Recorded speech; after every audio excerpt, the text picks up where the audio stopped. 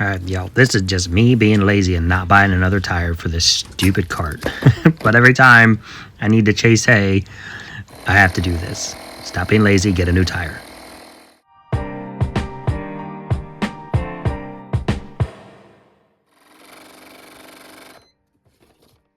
This is just a bit of a continuation into my last video of what it takes as we get more and more people asking about raising goats, wanting to get their own goats.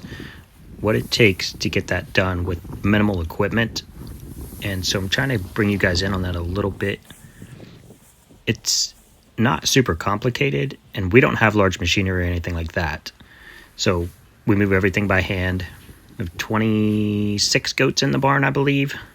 Now, normally I would come up here and I would be able to just go down through the side and then unroll this entire thing in large sheets. Normally, this would be 4 to 5 feet in length.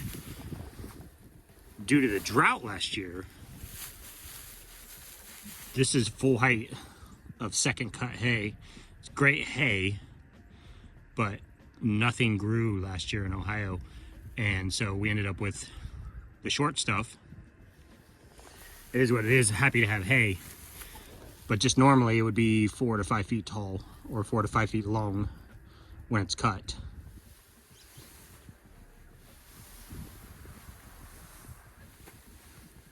Also exceptionally dry. So we like to stay around 24 goats on the farm. I think we're about 30 right now. Flex up with babies, flex down with babies. But we go through about 10 to 12,000 pounds of hay per year.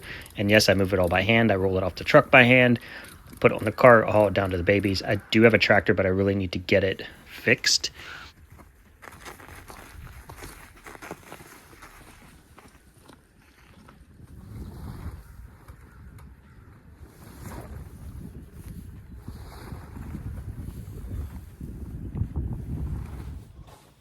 And then there's the cleaning, my friends, and it's constant cleaning. If you have livestock, you have poop, and you have to figure out what to do with that poop. So this video, I'm actually going to show you what we do with it.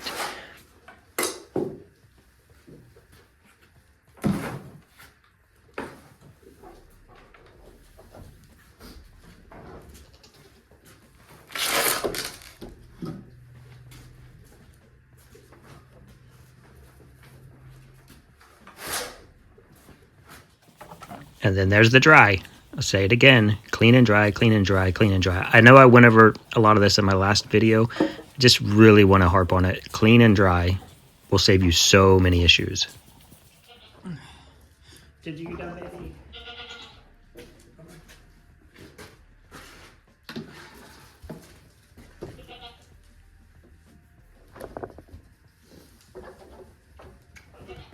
Now we go. All right, no, we gotta go.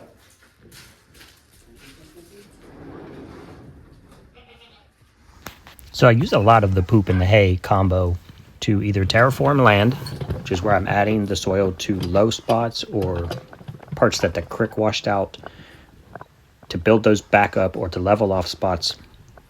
And then what we're going to do with the rest of it is two things. One, we create compost pile, which I'm getting ready to start using this year. And then the other is what you see me doing here, which is spreading it on the pastures.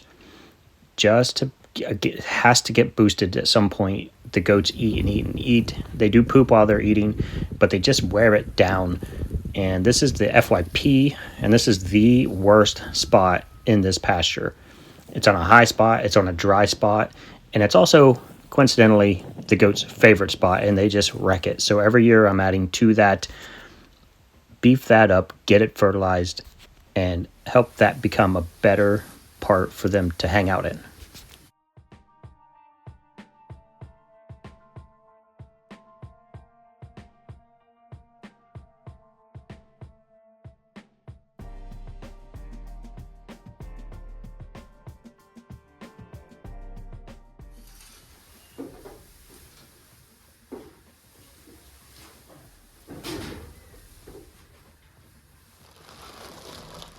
This is our next one, guys, and this is our most expensive part of raising goats, is just a good solid food. So we do 2 parts of compost, milk and meat, goat feed, And then we do a sweet mix. It's just from Rural King. It's just to add texture, a little bit of flavor. It has oats, molasses, things like that in it.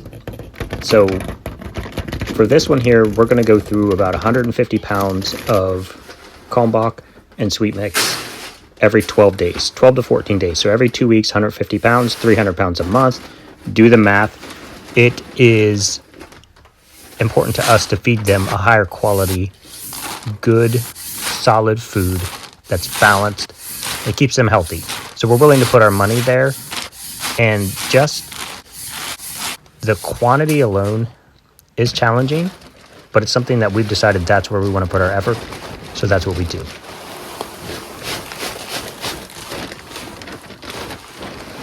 So you saw me put this in. I put in 2 scoops of Kalmbach and 1 scoop of sweet mix, and I just do it in layers. And then when I dig down through there with the scoop, it mixes itself perfectly, no issues. Great way to do it. I don't need a giant mixer or electric or anything else over here to do that. Just do layers and dig down through it. Get it. Oh, get your tail going. Come on. Let's get you outside. So first thing first, guys, as you know, we stall everybody up. Everybody gets a stall based on compatibility and or who's being milked. Sparkle Mom, Sparkle Mom's back there, Chocolate Sparkle, Twinkie, and Genji are not being milked, but also don't necessarily have compatible stalls. I've gotten everybody down to basically what works without creating disturbances, we'll say that. So we have Mochi Mom and Tapioca. Tapioca's her baby. And then we have, hi, sweet little Moon Pie. So Mooney and Mochi came to this farm together. I always call my little lice babies because they were just riddled with lice when we picked them up. So we quarantined them across the farm with a little quarantine area by our chickens. So these two have always been very compatible in the stall. Nobody's fighting over food or fussing. Everybody gets fed appropriately. And that is the biggest concern with this. Hi, Tappy. Is making sure that every goat gets fed. If you put a weak goat in with some of these other goats, they'll push them over in the corner. Did I tell you you could turn around? Make them stay there, eat all of their food plus that goat's food, and then that goat will go hungry. So Tappy and Mochi eat together, and then Mooney eats over here. And then I normally have Gummy, Marlin, and President Snow in here. They're very compatible. Hello. Then we have Frosty Mom. Call her Frosty Mom because she moms all the babies. She is probably the best mom / stepmom of any of our goats. She's very cautious with them. She's very loving towards them. Whether they're hers or not, she treats them like they're hers. And so she naturally kind of herds the babies towards her or with her. Hi, Frosty Mom. I don't know why she's being sketchy right now, but I'm going to get them fed so they can chill out. Girls. This is unusual. I don't know what's happening. Weird. All right, guys, I really want you to pay attention to how these girls are behaving in this stall. This is extremely unusual to me. I'm talking about knowing your goats and who to put in which stalls together. Watch them shaking their fur like they got wet, like there's something getting them from the ground up. I didn't see any mice or lights, but it's been warm enough now that something could be coming alive in this bedding, this deep litter. And this is just, they're bouncing off the walls. They're shaking their fur like they're wet. They're hopping and skipping and extremely unusual. And then we have Tootsie. President Snow's not supposed to be here. He's down with Gummy and Marlin. So we have Tootsie and Drummy, not to be confused with Gummy. This is Drumstick. That's Gumdrop. Drumstick, like the ice cream. We have an all dessert themed naming system. So Tootsie, Tootsie Roll, Tootsie Roll Pop, Drumstick. I will get back into Mr. Marlin and President Snow at a later date. And then we have the Quasi Mean Girl Club over here. Cookie Don't Care, Tic Tac, Sugar Pie, and Sprinkles. These are the only 4 goats that can be housed together and they'll share their food. They're on equal level ground. If I put anybody else in here, they're going to take a beating and they're not going to get to eat. And then we have true sisters, birth sisters, same mom, same dad, same birth. Muffin, Puddin, Puddin, Puddin. And Puddin's baby girl is Gucci Goat, aka Mississippi. It's actually Mississippi, aka Gucci, because she looked Gucci when she came out. She's got a broken heart on this side and she's got a dollar sign on her other side, and then her face is just fantastic, even though she's just a dark buckskin. So these 2 girls, Muffin and Puddin, I think Puddin is going to be the herd queen eventually, and then Muffin will be backing her up. They are the top of the hierarchy, so they're stalled together so they can eat. They have no problems eating. Now I can put Sprinkles anywhere, and she'll take care of her own business and she'll make sure she eats. Then we have the gents out here. What's up, gents? It's getting a little muddy today, boys. It's nice and warm. It's going to be a good 45, 50 degrees. So we have Ziomar, aka Mellow. Caramello is his paper name is Ziomar. His name here is Caramello, aka Mel. And then we have Gelato. It's this guy here. You boys need some copper. Your poop looks good, Bubba. Have to get in there and make sure the boys don't have any tapes. Our keeper bucks are Caramel Latte, Hi, Son of Jack, Gelato, Son of Jack, Caramello, and Rocky Road. Rocky is son of Mel. And then these little scrubs, easy boys. The little scrubs running around are for sale. So we're gonna be getting rid of them sooner than later. I think I'm just gonna end up having to weather them and sell them as weathers. Not something I want to do. One of them is already taken, and then there will be 4 more that need to go. This is Magnum. The little guy here is Magnum. And that's everybody, guys. I don't know where all the little guys are. They might be still in the house. I got some messes to clean up. Stuff I'm finding that's been buried under the ice and snow for months now. Something gets under the hay and then gets swept out onto the porch and then gets covered in ice and snow. It's just gonna stay there until spring. All right, so that's kind of introductions to everyone. I didn't introduce everybody in here. They were being sketchy for some reason. Frosty Mom we're keeping. Java the black back there, we're keeping her. And then everybody else lies.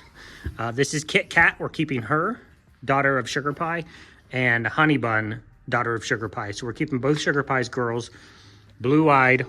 I think they're both polled. So Kit Kat, Honey Bun, Frosty Mom, and Javachino back there are being kept. So Tiny Thing needs a home, Journey has a home, Ronan needs a home, and the little white one back there, Madam President, needs a home.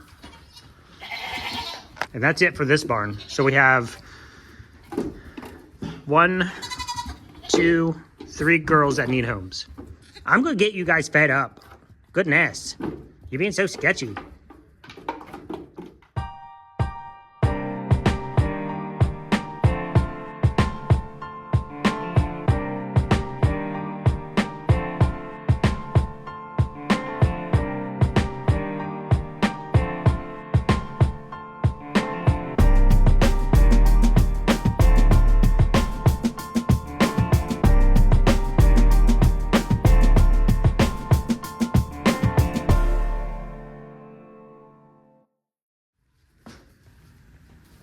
All right, you're gonna hear me say this again in a minute, but I needed to get this cleaned out of here. My deep litter had stopped working. It never worked that well this year anyway, but there's no point in me leaving this in here dirty if something's bugging the girls, and it was very obvious to me that it was.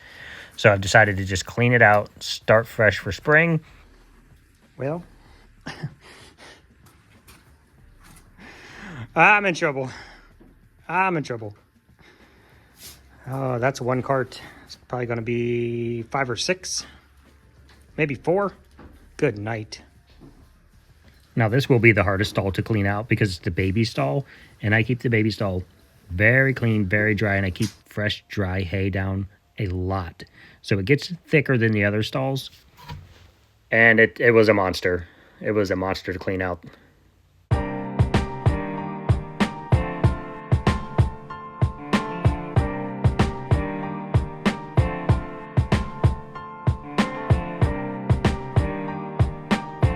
All right, guys, that's cart number 3. Good cardio, farm cardio. Fardio? Meh.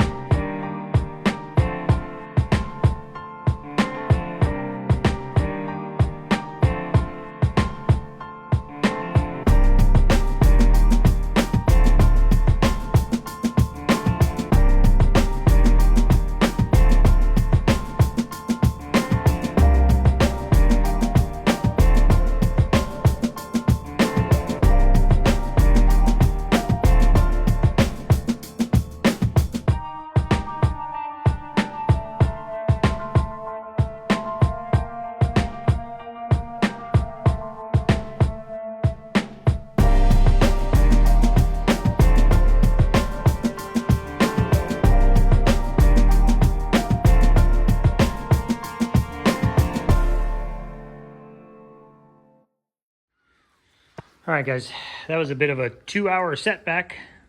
Not planned for the day, but 100% necessary with the way the girls were acting in there, jumping and kicking and biting themselves and running up the walls.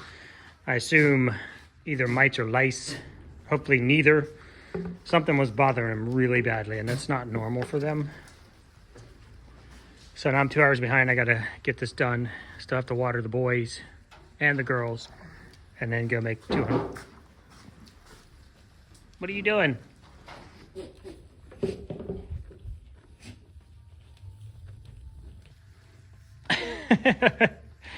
And then I gotta go make 200 bars of soap. So I'm gonna kick this off, get everybody watered, get everything straightened out over here, and go make soap.